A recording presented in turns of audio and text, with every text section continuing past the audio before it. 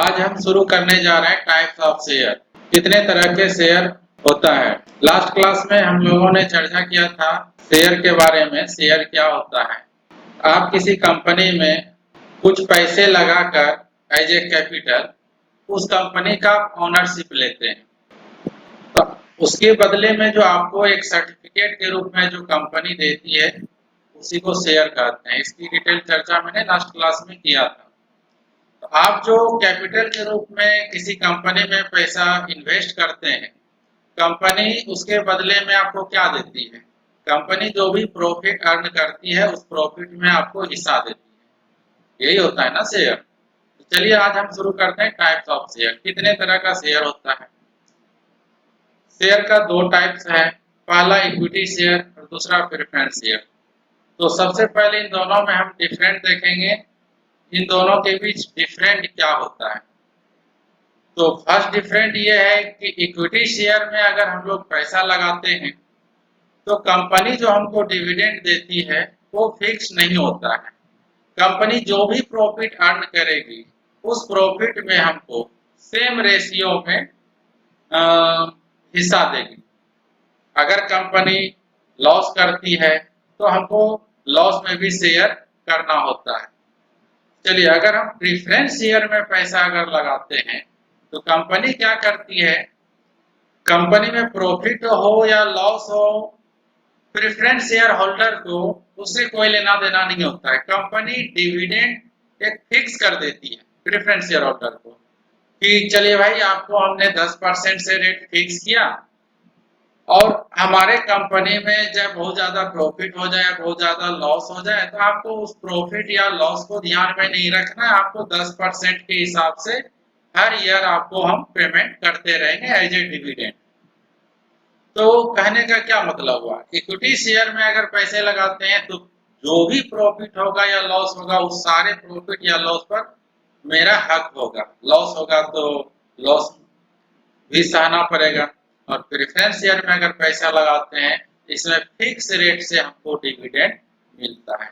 पहला point clear हो गया।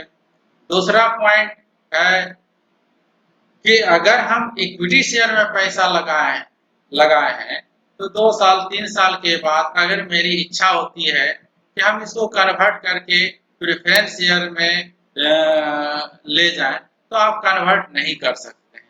Means equity share are not convertible. हम इक्विटी शेयर से प्रेफरेंस शेयर में कभी भी कन्वर्ट नहीं कर सकते हैं। ये कंपनी रूल है। कंपनी एक्ट 2013 जो है उसके अकॉर्डिंग ऐसा है। अगर हम वही प्रेफरेंस शेयर में पैसा लगाते हैं तो हम कभी भी इक्विटी शेयर में कन्वर्ट करा सकते हैं। चलिए पॉइंट क्लियर हो गया। तीसरा पॉइंट है, अगर हम इक्विटी शेयर में पैसा लगाते हैं तो वो पैसा कंपनी हमको कभी भी वापस नहीं करती। तो इसको बोला जाता है redemption. Equity share not redeemed means हमको कंपनी लाइफ टाइम तक वापस नहीं करेगी जो भी पैसा हम इन्वेस्ट कर रहे हैं कंपनी। तो अब आपके मन में होता होगा कि नहीं, चलिए हम अभी 1 लाख रुपए इन्वेस्ट कर किए इस कंपनी में, हमको अब नहीं रहना है, तो अब 1 लाख रुपए हमको कैसे रिटर्निंग मिलेगा। तो इसका नियम है कि आप अपना हिस्सा जो है, अपना कैपिटल जो है, जितना कैपिटल आप लगाए हैं या जो भी ऑनरशिप लिए हैं कंपनी का, अपना ऑनरशिप किसी दूसरे पर्सन को आप ट्रांसफर कर सकते हैं, मीन सेल आउट कर सकते हैं। उस टाइम उस ऑनरशिप का जो वैल्यू होगा, आप जिसको सेल कर रहे हैं वो आपको वैल्यू मिल जाएगा। हो सकता है 1 लाख की जगह आपको 1.5 लाख भी मिल जाए या हो सकता है उससे कम भी मिले। उस टाइम जो उसका शेयर का मार्केट वैल्यू होता है वो आपको मिल जाएगा। वो कौन देगा? जिसको आप सेल कर रहे हैं, किसी थर्ड पर्सन। कंपनी वापस नहीं करती है पैसे कंपनी के एंड तक। तो इसी को बोलते हैं कि equity share are not redeemed, कभी भी रिडीम्ड नहीं होता है। रिडीम्ड का मतलब होता है कि वापस करना। तो चलिए क्लियर हो गया। वही प्रेफरेंस शेयर में अगर हम पैसे इन्वेस्ट करते हैं तो एक टाइम के बाद हम कभी भी कंपनी से अपना पैसे वापस ले सकते हैं। मीन्स कंपनी खुद ब खुद एक टाइम के बाद वो पैसे रिफंड कर देती है। जब तक मेरा पैसा उस कंपनी में इन्वेस्ट है, जब तक मेरा पैसा कंपनी यूज कर रहा है, तब तक हमको जो फिक्स रेट से डिविडेंड तय हुआ है वो हमको मिलता रहेगा।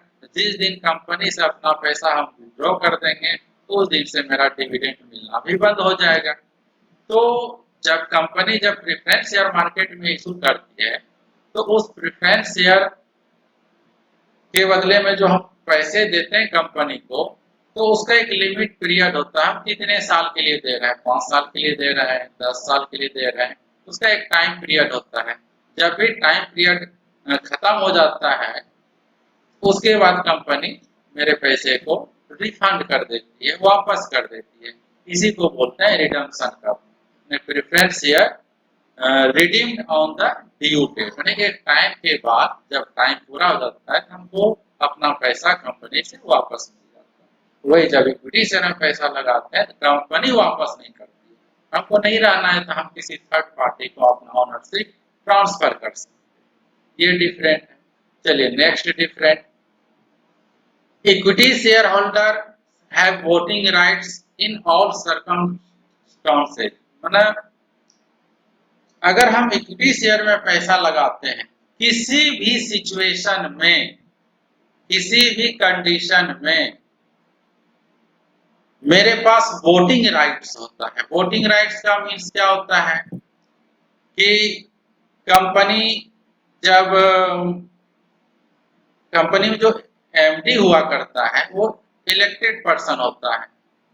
जैसे एमपी एमएलए का चुनाव होता है, पब्लिक वोट करता है, जिसको ज्यादा वोट आता है वो एमपी या एमएलए हुआ करता है। तो उसी तरह से कंपनी में जो एमडी का पोस्ट होता है तो वो एमडी इलेक्टेड पर्सन होता है।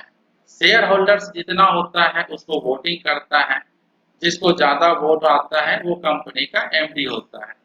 तो कहने का मतलब एमडी के चुनाव के लिए या उसको वोट डालने के लिए हमारे पास राइट्स होता है। हमारे पास मीन्स जिसके पास इक्विटी शेयर है। जैसे मेरे पास, हम कंपनी का इक्विटी शेयर होल्डर है तो हमको वोटिंग राइट्स होता है। वही अगर हम प्रेफरेंस शेयर होल्डर्स में पैसा लगाए हैं, प्रेफरेंस शेयर होल्डर्स अगर हम हैं तो हमको ये वोटिंग राइट्स नहीं होता है। एमडी के इलेक्शन के लिए हमको वोट देने का अधिकार नहीं होता है। ये बहुत बड़ा डिफरेंट है। Means equity shareholders have voting rights और preference shareholders have voting rights only in special circumstances. मतलब स्पेशल केस में उसको दिया जाता है वोट करने के लिए। वो डिपेंड करता है मेमोरेंडम ऑफ एसोसिएशन पर कि प्रेफरेंस होल्डर को क्या क्या राइट्स मिलेगा, किन किन सिचुएशन में उसको राइट्स दिया जाएगा। अगर किसी कंडीशन में राइट्स मिला है तभी हम वोट डाल सकते हैं। जनरली हम लोग वोट नहीं कर सकते, मीन्स मेरे पास वोटिंग पावर नहीं होता है। चलिए नेक्स्ट डिफरेंट है, इक्विटी शेयर होल्डर जो होता है कंपनी का हर एक एक्टिविटी में या कंपनी का जो मैनेजमेंट होता है उसमें कभी भी वो पार्टिसिपेट कर सकता है। जैसे कंपनी का जनरल मीटिंग होता है या और भी किसी तरह का कुछ एक्टिविटी होता है तो उसमें इक्विटी शेयर होल्डर्स को हमेशा राइट्स होता है। लेकिन अगर प्रेफरेंस शेयर होल्डर अगर है तो उसको इस तरह का कोई राइट्स नहीं होता है, क्योंकि मैनेजमेंट में जो पार्टिसिपेट करता है ओनली इक्विटी शेयर होल्डर ही पार्टिसिपेट कर सकता है, प्रेफरेंस शेयर होल्डर पार्टिसिपेट नहीं करता। इसका मुख्य कारण ये भी है कि क्योंकि इक्विटी शेयर होल्डर्स ही कंपनी का एक तरह से हम कह सकते हैं कि मेन ओनर होता है। तो मेन ओनर होने के बावजूद अगर कंपनी में बहुत ज्यादा लॉस हो जाता है, कुछ ऐसा अगर कंपनी डिसीजन लेती है जिसके कारण कंपनी को लॉस झेलना पड़ता है, उस लॉस में इक्विटी शेयर होल्डर जो होता है उसको भी सहन करना पड़ता है। और प्रेफरेंस शेयर होल्डर को उस लॉस से कोई लेना देना नहीं होता है। तो इसीलिए प्रेफरेंस शेयर होल्डर को हम जनरली कह सकते हैं कि कंपनी में कुछ भी हो जाए उसको प्रेफरेंस शेयर होल्डर से कोई लेना देना नहीं होता है, क्योंकि उसको फिक्स रेट से डिविडेंड मिल ही रहा ना, वो क्यों टेंशन लेगा। तो इसका यही रीजन हो सकता है। तो चलिए नेक्स्ट डिफरेंट है, on wind up of equity share capital is repaid after the preference share capital is paid। Means suppose करिए किसी कारण कंपनी बंद होने के कगार पर है या बंद हो रहा है, कंपनी का वाइंडिंग अप हो रहा है, तो जब फाइनल सेटलमेंट करने की बात आती है तो सबसे पहले प्रेफरेंस शेयर होल्डर्स को पैसा मिलेगा। प्रेफरेंस शेयर होल्डर्स को पेमेंट करने के बाद अगर कुछ बचता है तब वो पैसा इक्विटी शेयर होल्डर्स का होगा। जो भी पैसा बचा वो सारा इक्विटी शेयर होल्डर का होता है। तो कहने का मतलब क्या हुआ कि सबसे पहले जब सेटलमेंट होता है कंपनी के समापन के टाइम, तो सेटलमेंट के टाइम सबसे पहले पैसा प्रेफरेंस शेयर होल्डर को मिलेगा और प्रेफरेंस शेयर होल्डर्स को मिलने के बाद अगर कुछ बचता है तब वो इक्विटी शेयर होल्डर लेता है। तो ये डिफरेंट होता है। जस्ट उसी तरह से मैं इसको एक एग्जांपल के तौर पर समझाता हूँ। सपोज करिए आपके घर में कोई छोटा मोटा पार्टी है, तो देखते हैं कि बहुत सारे गेस्ट भी आते हैं बाहर से और आपके फैमिली मेंबर भी है। तो जैसे खाना बना, बढ़िया बढ़िया खाना बना, तो क्या कोशिश करते हैं आप कि पहले अपना घर का मेंबर ही खा लें तब गेस्ट को खिलाएं? ऐसा नहीं करते। आपका हमेशा ये सोच रहता है कि जो भी बाहर से गेस्ट आए हैं, मेहमान आए हैं, उसको पहले अच्छा से खिला पिला दें। तब अगर मान लेते हैं खिलाने के बाद अगर कुछ मटेरियल्स कम पड़ जाता है तो क्या करते हैं आप लोग? जो फैमिली मेंबर होता है उतना में ही क्या करते हैं, एडजस्ट कर लेते हैं। मीन्स अगर कुछ कम होता है तो आप कॉम्प्रोमाइज कर लेते हैं। क्यों कॉम्प्रोमाइज करते हैं? क्योंकि आप लोग फैमिली मेंबर्स हुए और वो बाहर का पर्सन हुआ, वो आपका मेहमान हुआ। तो जस्ट उसी तरह से इक्विटी शेयर होल्डर्स जो होता है कंपनी का फैमिली मेंबर होता है और प्रेफरेंस शेयर होल्डर एक तरह से वो मेहमान है। तो पहले हम प्रेफरेंस शेयर होल्डर को का सेटलमेंट करेंगे, सेटलमेंट करने के बाद बचता है तब हम लोग मीन्स इक्विटी शेयर होल्डर लेते हैं। क्लियर हो गया? चलिए और खास बात क्या है, इक्विटी शेयर होल्डर कंपनी का रियल ओनर होता है। सुख दुख में हर कंडीशन में ये इसका कंट्रीब्यूशन होता है, मीन्स ये भागीदार होता है। प्रेफरेंस शेयर होल्डर कम ऑनर्स बोल सकते हैं, बट ये किसी किसी कंडीशन में कि किसी किसी सिचुएशन में हम इसको ऑनर्स बोल सकते हैं। मीन्स इसको पार्ट ऑनर बोला जाता है। इसका अधिकार राइट्स जो होता है लिमिट होता है। तो हम कह सकते हैं equity share is a real owner but preference share is a part owner. तो आपको अच्छी तरह से समझ में आ गई होगी इक्विटी शेयर और प्रेफरेंस शेयर में डिफरेंट क्या है। तो आपके मन में आती होगी ये बात कि मेरे लिए क्या बेहतर होगा, इक्विटी शेयर में पैसा लगाना ज्यादा बेहतर होगा या प्रेफरेंस शेयर में पैसा लगाना ज्यादा बेहतर होगा? तो आपकी सोच पर डिपेंड करता है, आपकी सोच क्या है। अगर आप रिस्क लेना चाहते हैं तो आप रिस्क लेने के मतलब क्या, आप एक सिंपल सी थ्योरी है बिजनेस लाइन में कि अगर आप जितना ज्यादा रिस्क लेना चाहेंगे उतना ही ज्यादा आपको इनकम होने की संभावना होती है। मीन्स आप अगर ज्यादा इनकम अर्निंग की इच्छा रखते हैं तो रिस्क भी ज्यादा लेना पड़ेगा। अगर आप सोचते हैं कि चलिए हमको रिस्क नहीं लेना हो, कम इनकम आए बट रिस्क नहीं लेना, तो आप क्या करेंगे, प्रेफरेंस शेयर होल्डर में पैसा लगाएंगे। तो आप अगर कम रिस्क लेते हैं तो वहां कम प्रॉफिट होने का चांस होता है। तो मीन्स इक्विटी शेयर जो होता है वो हाईली रिस्की होता है और प्रेफरेंस शेयर वो लो रिस्क होता है, हमने उससे कम रिस्क होता है। मीन्स इक्विटी शेयर में अगर पैसा लगाएं कंपनी को, अगर बहुत ज्यादा प्रॉफिट हो जाए, सपोज करिए आप 1 लाख रुपया इन्वेस्ट किए कंपनी में, मान लेते हैं फर्स्ट ईयर कंपनी बहुत ज्यादा प्रॉफिट अर्निंग करती है और आपके हिस्से में हो सकता है 1 लाख रुपये का प्रॉफिट मिले। मीन्स आपका कैपिटल कितना हो गया कंपनी में, 1 लाख रुपया आप कैपिटल लगाए, प्रॉफिट कितना आप अर्निंग किए, 1 लाख की। अगर आप preference share holders preference share में पैसा लगाए, अगर 10% कंपनी रेट फिक्स की है, कंपनी बहुत ज्यादा अगर प्रॉफिट में जाती है तो आपको कितना मिलेगा, आपको वही 1 लाख का 10% 10,000 ही मिलेगा। सपोज करिए दो बंदा है ए और बी, ए ने 1 लाख रुपये इक्विटी शेयर में लगाया था और बी ने प्रेफरेंस शेयर में लगाया था 10% के रेट से। बहुत ज्यादा प्रॉफिट हुआ तो ए को 1 लाख का हिस्सा मिलेगा और आपको कितना मिल रहा है, 10,000। ये डिफरेंट हुआ। अगर मान लेते हैं कि कंपनी बहुत ज्यादा लॉस सफर करती है, सपोज करिए, तो हो सकता है इक्विटी शेयर को तो कुछ नहीं मिलेगा, उल्टा क्या होगा, वो माइनस में चला जाएगा, उसका कैपिटल माइनस में हो जाएगा। लेकिन आप प्रेफरेंस शेयर होल्डर में पैसा लगाएं तो आपको तो वो 10,000 रुपया तो मिलेगा ही ना, 1 लाख का 10%, 10,000। ए अगर इक्विटी शेयर में लगाया है, ए को कुछ नहीं मिल रहा है, उल्टा वो माइनस में चला गया। बी पर्सन है, उन्होंने 1 लाख रुपया प्रेफरेंस शेयर में लगाया है, तो बी को तो चाहे उधर प्रॉफिट हो या लॉस हो उससे मतलब नहीं, इसको तो फिक्स रेट जो कंपनी तय की है 10,000 वो तो मिलना ही है। तो कहने का मतलब क्या है, इक्विटी शेयर होल्डर्स के साथ कुछ भी हो सकता है, बहुत ज्यादा प्रॉफिट भी हो सकता है, वो माइनस में भी जा सकता है, लेकिन प्रेफरेंस शेयर होल्डर्स के साथ ये बात नहीं होती है।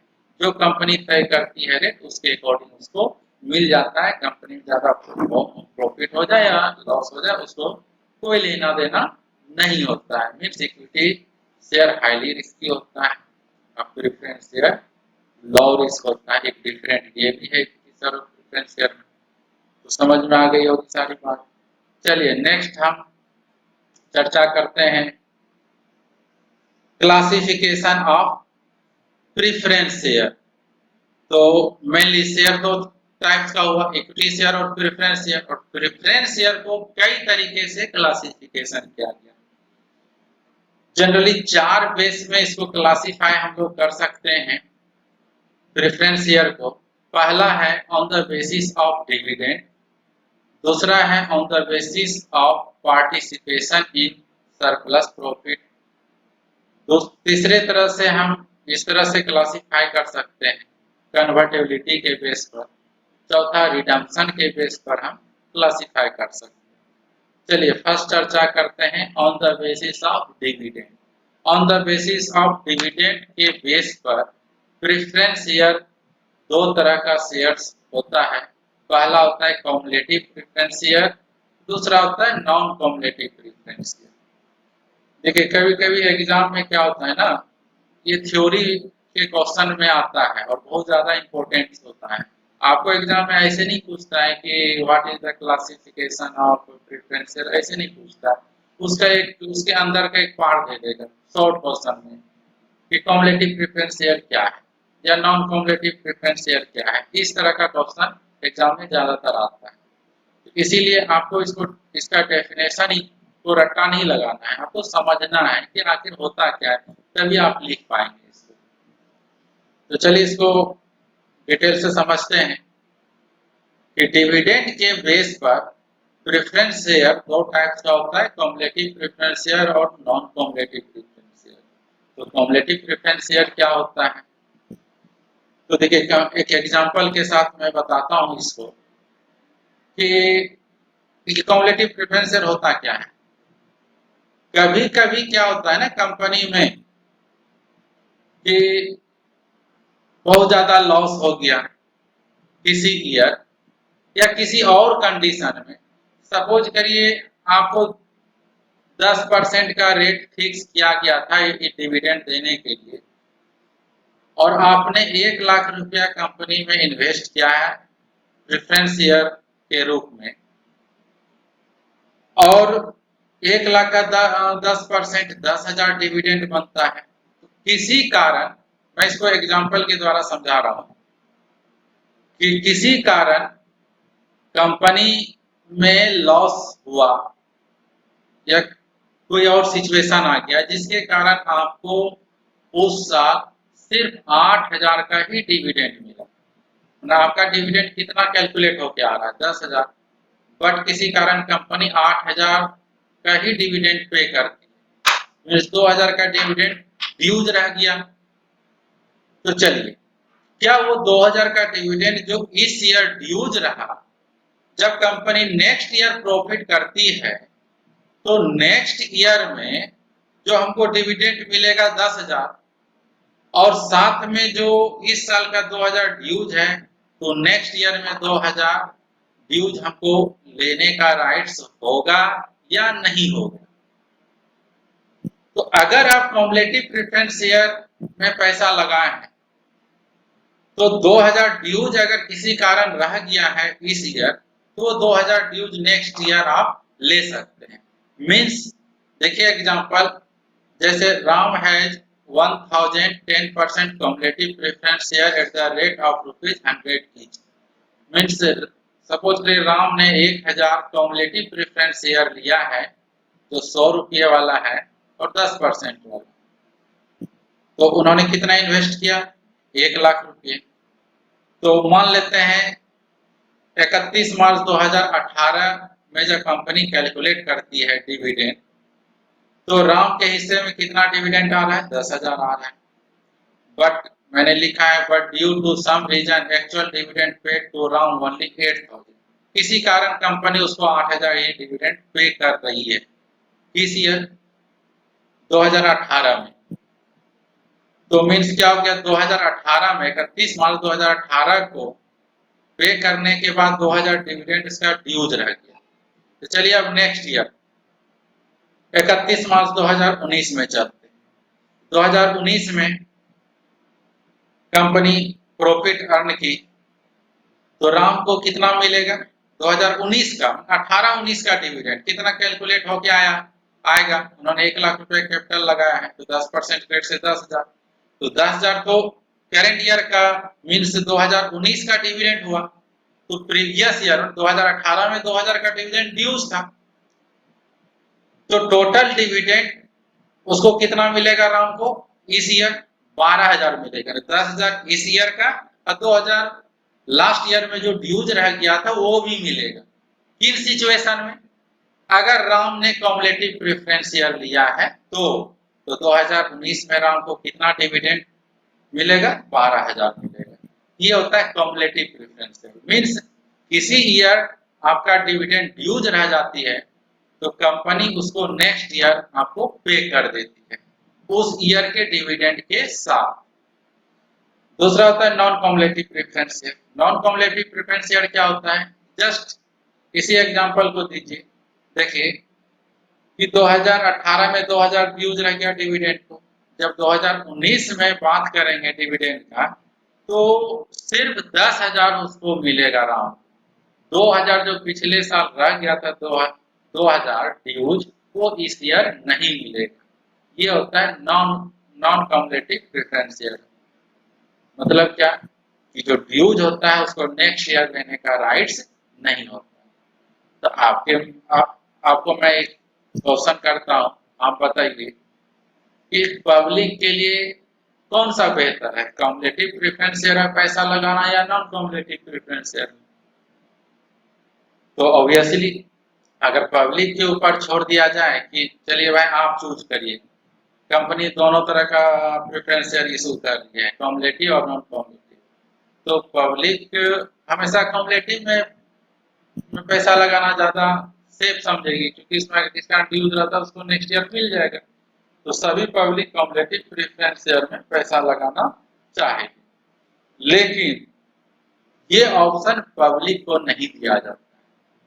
ये कंपनी जब प्रोस्पेक्टस इशू करती है, ये कंपनी के ऊपर डिपेंड करता है कि कंपनी जब प्रेफरेंस शेयर मार्केट में इशू करेगी तो किस टाइप्स का प्रेफरेंस शेयर इशू करेगी, कॉम्युलेटिव होगा या नॉन कॉम्युलेटिव होगा, ये कंपनी डिसीजन लेती है। सपोज करिए कंपनी ने डिसीजन लिया कि नहीं हमको नॉन कॉम्पिटिटिव प्रेफरेंस शेयर ही मार्केट में इशू करना है, तो आप मजबूर हैं वहां, आपको नॉन कॉम्पिटिटिव प्रेफरेंस शेयर ही लेना होगा। आप अगर चाहेंगे कि नहीं हमको कॉम्पिटिटिव में लगाएं तो आपके पास ऑप्शन नहीं है ना, ये कंपनी डिसाइड करती है। अगर कंपनी ऑप्शन देगी तब तो कोई नॉन कॉम्पिटिटिव में लगा ही नहीं, तभी तो कॉम्पिटिटिव में लगाएगा। तो क्लियर हो गया, ये पब्लिक चॉइस नहीं होता, ये कंपनी डिसीजन लेती है कि किस टाइप का प्रेफरेंस शेयर इशू करेगी मार्केट में, ये प्रोस्पेक्टस में इसकी चर्चा होती है। तो चलिए ये समझ में आ गया होगा कि कॉम्पिटिटिव प्रेफरेंस शेयर और नॉन कॉम्पिटिटिव प्रेफरेंस शेयर क्या होता है। नेक्स्ट हम चलते हैं on the basis of participation in surplus profit. इसके बेस पर भी प्रेफरेंस शेयर दो टाइप्स का होता है, एक होता है पार्टिसिपेटिंग प्रेफरेंस शेयर, दूसरा होता है नॉन पार्टिसिपेटिंग प्रेफरेंस शेयर। अब होता क्या है दोनों, तो देखिए पार्टिसिपेटिंग क्या होता है, नॉन पार्टिसिपेटिंग क्या होता है। कभी कभी क्या होता है कंपनी में बहुत ज्यादा प्रॉफिट हो जाता है, मीन्स कह सकते हैं ना सरप्लस प्रॉफिट, लग सही रहा कंपनी का, बहुत अच्छा प्रॉफिट कंपनी अर्न। तो अगर कंपनी ने आपको पार्टिसिपेटिंग प्रेफरेंस शेयर दी है तो होता क्या है इसमें, जब सरप्लस प्रॉफिट होता है तो सरप्लस प्रॉफिट होने के बाद जब डिविडेंड का डिस्ट्रीब्यूशन होता है तो सबसे पहले प्रेफरेंस शेयर में आपको जो फिक्स रेट कंपनी तय की तो उस रेट के अकॉर्डिंग आपको मिल जाएगा। उसके बाद इक्विटी शेयर होल्डर को भी मिलेगा। इक्विटी शेयर होल्डर को मिलने के बाद सपोज करिए अगर कुछ प्रॉफिट और बच जाए तो उस प्रॉफिट में भी आपको शेयर देगी कंपनी, उस प्रॉफिट में भी आपको हिस्सा देगी। ये कब हिस्सा देगी, अगर आप पार्टिसिपेटिंग प्रेफरेंस शेयर में पैसे लगाएं। ऐसा होता है कभी कभी, मतलब बहुत ज्यादा प्रॉफिट हो गया तो चलो भाई प्रेफरेंस शेयर को जो फिक्स किया गया है वो तो मिलेगा ही मिलेगा, बहुत ज्यादा प्रॉफिट हुआ है, चलो हम लोग इक्विटी शेयर होल्डर अपना ले लिया, लेने के बाद बहुत ज्यादा प्रॉफिट हुआ है इसीलिए कुछ बोनस के तौर पर चलो प्रेफरेंस शेयर होल्डर को भी शामिल कर लेते हैं एक्स्ट्रा प्रॉफिट में। वही होता है, means the articles of association of the company में provide that after dividend has been paid to the equity shareholders, holders of preference share will also have a right to participate in remaining surplus profit. The preference share carrying the right are called participating. समझ में आ गया। तो ये बात जो है ना, company का जो आर्टिकल ऑफ एसोसिएशन होता है उसमें चर्चा करना होता है, उसमें डालना होता है कि कभी कभी सपोज करिए अगर बहुत ज्यादा प्रॉफिट आ जाए तो हम प्रेफरेंस शेयर को एक्स्ट्रा जो प्रॉफिट देंगे, एक्स्ट्रा प्रॉफिट में जो उसको भागीदार बनाएंगे वो किस हिसाब से बनाएंगे, ये आर्टिकल ऑफ एसोसिएशन में कंपनी को डालना होता है। क्लियर हो गया। चलिए दूसरा होता है non participating preference. Non participating preference share अगर कंपनी ने इशू किया है तो कंपनी अगर बहुत ज्यादा प्रॉफिट अर्न करती है, ठीक है, तो उस एक्स्ट्रा प्रॉफिट में प्रेफरेंस शेयर होल्डर को कुछ भी नहीं मिलेगा, जो उसको रेट तय की है कंपनी उसी रेट के अकॉर्डिंग उसको डिविडेंड मिलेगा, मीन्स एक्स्ट्रा कुछ नहीं मिलेगा, सीधा जाने। अगर पार्टिसिपेटिंग में पैसा लगाते हैं तो आपको कभी कभी कंपनी एक्स्ट्रा भी दे देती है प्रॉफिट, और नॉन पार्टिसिपेटिंग में लगाते हैं तो आप जितना तय हुआ है बस उतना ही मिलेगा, एक्स्ट्रा का कुछ भी आपको लोभ रखने की जरूरत नहीं होगा कि हमको कभी कंपनी कुछ एक्स्ट्रा दे देगी। ठीक है, क्लियर, समझ गए। चलिए नेक्स्ट हम on the basis of convertibility. Convertibility के बेस पर दो तरह का प्रेफरेंस शेयर होल्डर्स होता है, एक कन्वर्टेबल प्रेफरेंस शेयर, दूसरा non convertible. Convertible preference share क्या है, नॉन कन्वर्टेबल प्रेफरेंस शेयर क्या है, मैं इसको एक एग्जांपल के द्वारा समझाता हूँ। देखिए मैं एक एग्जांपल ले रहा हूँ। सपोज करिए दो पर्सन, एक राम है दूसरा मोहन है, दोनों बेस्ट फ्रेंड, दोनों एक साथ में क्या बोलते हैं कि एक साथ में लंगोटिया यार जिसको नहीं कहते हैं हम लोग, वही है दोनों, राम और मोहन एकदम लंगोटिया यार है, एक साथ रहता है, एक साथ उठता बैठता है, खाता पीता सब कुछ साथ साथ करता है। तो चलिए सपोज करिए दोनों का स्टडी पीरियड है, दोनों घर से दूर कहीं हॉस्टल कॉलेज में पढ़ाई कर रहा है, हॉस्टल में रह रहा है और दोनों एक साथ एक ही रूम में रह रहे हैं, ठीक। फिर दोनों के मन में बात आई कि हमारे पास कुछ सेविंग है, उस सेविंग को कहीं हम लोग इन्वेस्ट कर दें तो ज्यादा बेहतर होगा, कुछ अर्निंग हो जाएगा। दोनों ने ये प्लानिंग किया कि हम लोग कुछ पैसा जो हमारे पास सेविंग है वो कहीं इन्वेस्ट करना चाहिए। डिफरेंट दोनों में सिर्फ एक बात का था, राम रिस्क लेने वाला पर्सन, मोहन रिस्क लेने वाला पर्सन नहीं था, वो रिस्क से डरता था। डिफरेंट सिर्फ इतना है और बाकी दोनों का नेचर स्वभाव जो बोलते हैं सब कुछ सेम है। तो चलिए अब दोनों के पास 1-1 लाख का सेविंग है, मान लो 1-1 लाख रुपए का सेविंग है दोनों के पास, ठीक है। दोनों ने तय किया कि चलिए हमको किसी कंपनी में इन्वेस्ट करना है, तो दोनों ने मिलकर एक ही कंपनी में, जो मैंने लिखा है amount invest by Ram and Mohan in same company and same date, दोनों ने मिलकर एक ही कंपनी में और एक ही डेट में और सेम अमाउंट इन्वेस्ट करता है प्रेफरेंस शेयर में। अंतर सिर्फ ये है, प्रेफरेंस शेयर में नहीं सॉरी, इन्वेस्ट करता है, अंतर सिर्फ ये है कि राम रिस्क लेना चाहता है तो वो इक्विटी शेयर में इन्वेस्ट कर रहा है और मोहन रिस्क से डरता है तो वो प्रेफरेंस शेयर में पैसा इन्वेस्ट कर रहा है। क्लियर हो गया कि राम और मोहन दोनों 1 लाख रुपया सेम जगह सेम डेट में इन्वेस्ट कर रहा है। अंतर क्या है कि राम इक्विटी शेयर में 1 लाख रुपया लगा रहा है, मोहन प्रेफरेंस शेयर में 1 लाख रुपया लगा रहा है। रीजन मैंने तो बताया, इक्विटी शेयर में पैसे लगाने का क्या मतलब है, कुछ भी हो सकता है उसके साथ, लॉस होगा तो लॉस में उसको भागीदार होना पड़ेगा, प्रॉफिट होगा तो प्रॉफिट में उसको शेयर मिलेगा, हिस्सा मिलेगा। मोहन रिस्क लेने से डरता है इसलिए प्रेफरेंस शेयर में पैसे लगाएगा वो, क्योंकि उसमें रिस्क नहीं होता है, उसमें फिक्स रेट से डिविडेंड मिलता है। तो चलिए मोहन जिस प्रेफरेंस शेयर में पैसे लगा रहा है उसका 10% रेट है, डिविडेंड का रेट 10%। चलिए आगे, 1 साल के बाद कंपनी में अच्छा खासा प्रॉफिट हो,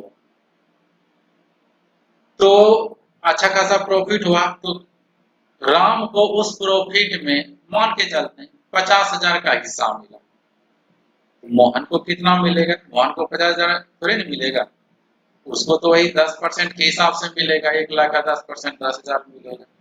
तो मीन्स फर्स्ट ईयर में राम को क्या मिला 50,000, मोहन को क्या मिला 10,000। अब चलिए नेक्स्ट ईयर में और बहुत अच्छा प्रॉफिट करती है कंपनी, बहुत अच्छे प्रॉफिट में कंपनी जाती है।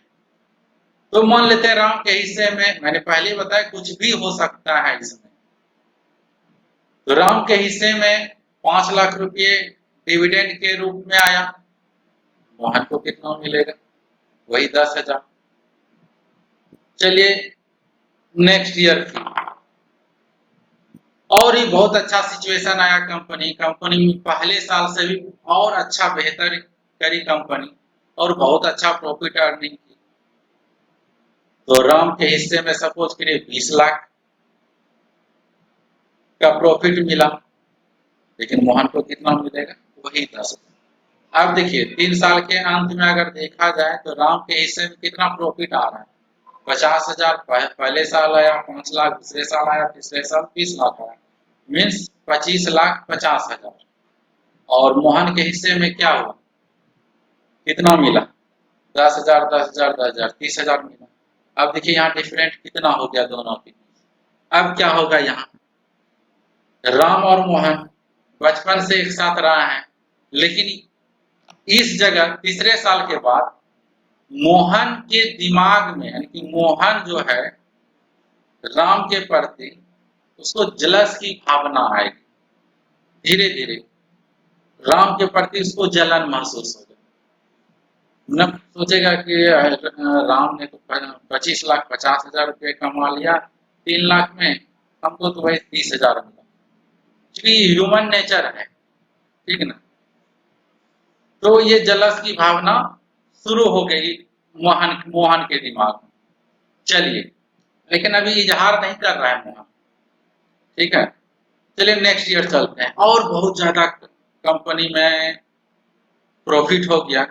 कंपनी बहुत अच्छा प्रॉफिट की चौथे साल।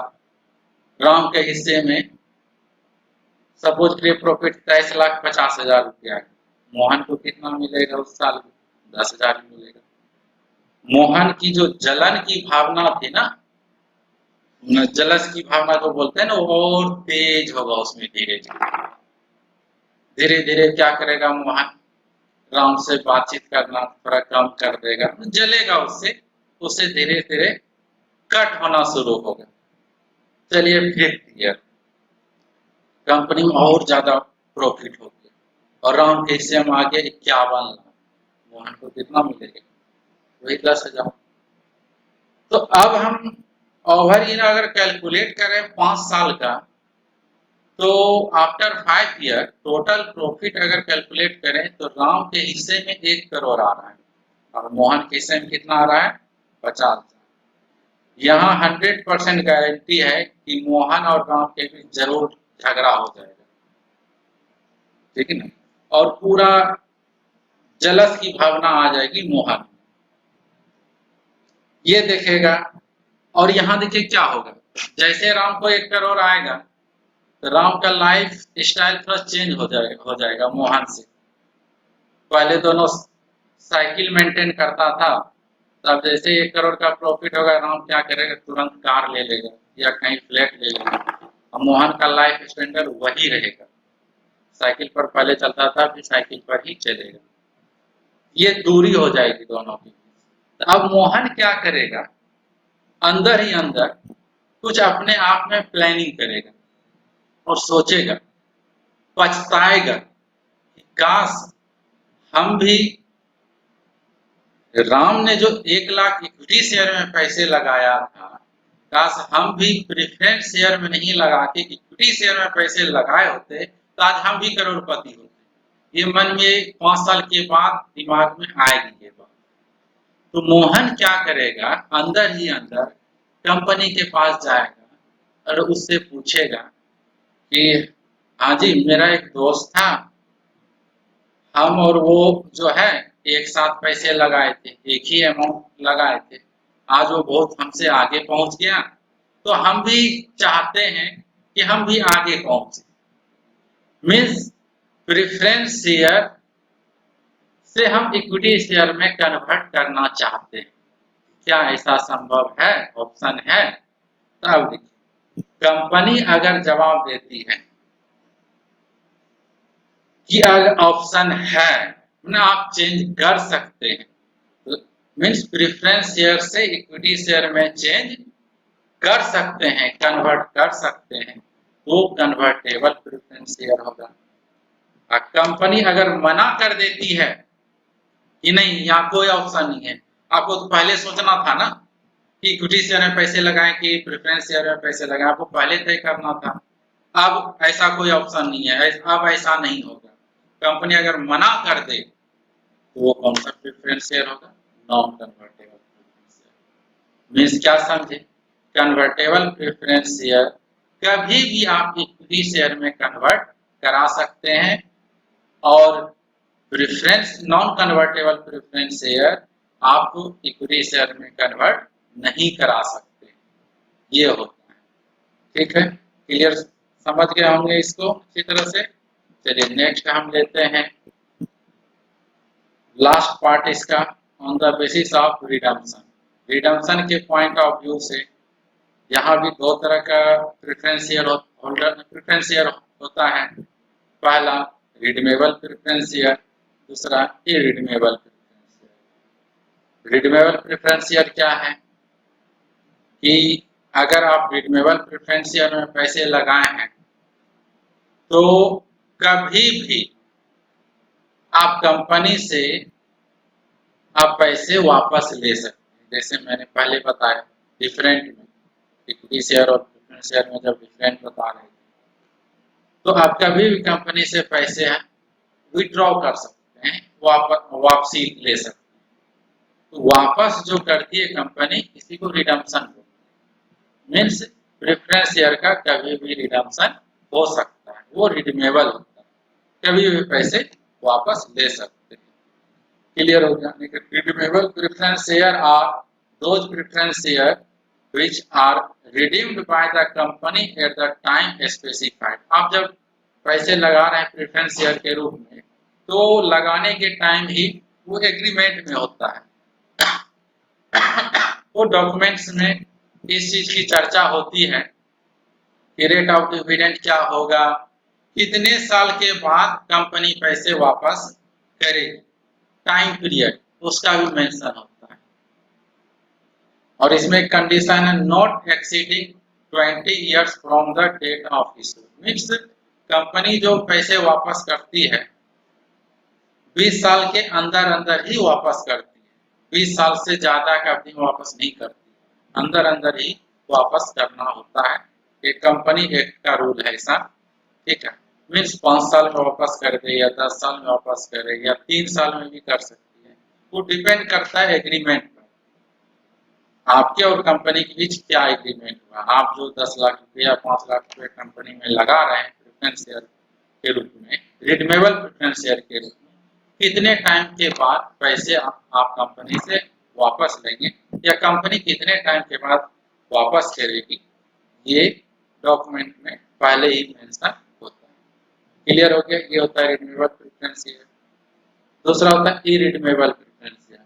कंपनी अगर इरिडीमेबल प्रेफरेंस शेयर इशू करी है तो इस कंडीशन में जस्ट इक्विटी शेयर की तरह होता है। जैसे इक्विटी शेयर में मैंने बताया था कि इक्विटी शेयर जो होता है, एक बार अगर इक्विटी शेयर में पैसे लगाते हैं तो कंपनी लाइफ टाइम तक पैसे वापस नहीं करती है। आपको नहीं रहना है, आप अपना ऑनरशिप किसी दूसरे को ट्रांसफर कर सकते हैं, लेकिन कंपनी वापस नहीं करती।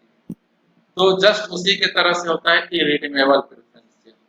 इसमें भी कंपनी लाइफ टाइम तक पैसे वापस नहीं करेगी। कंपनी आपको नहीं रहना है तो आप किसी थर्ड पार्टी को अपना जो ऑनरशिप है या जो सर्टिफिकेट है वो आप दूसरे को ट्रांसफर कर दीजिए, वो इन्वॉल्व हो जाएगा, आप इससे निकल जाएंगे, ये होता है।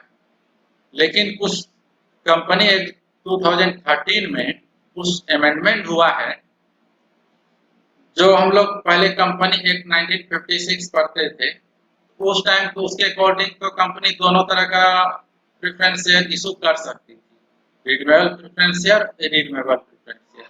लेकिन कंपनी एक्ट 2013 में ये चेंज कर दिया गया है और ये सख्त मना कर दिया गया है कि आप कंपनी को कि आप इरिडीमेबल प्रेफरेंस शेयर मार्केट में इशू नहीं कर सकते हैं।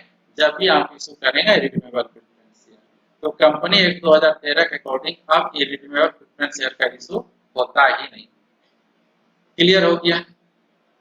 तो एक चीज और मैंने बताया कि ये जो पहले लिया मैंने कन्वर्टेबल प्रेफरेंस शेयर और नॉन कन्वर्टेबल प्रेफरेंस शेयर, तो अगर आप कन्वर्टेबल प्रेफरेंस शेयर में पैसे लगाए हैं तो आप कभी भी इसको इक्विटी शेयर में कन्वर्ट करा सकते हैं। अगर आप इक्विटी शेयर में पैसे लगाते हैं तो आप प्रेफरेंस शेयर में कभी भी कन्वर्ट नहीं करा सकते। ये भी डिफरेंट है दोनों में। ये होता है, ये था क्लासिफिकेशन ऑफ प्रेफरेंस शेयर। उम्मीद करते हैं कि आपको बहुत अच्छी तरह से समझ में आ गई होगी। Thank you.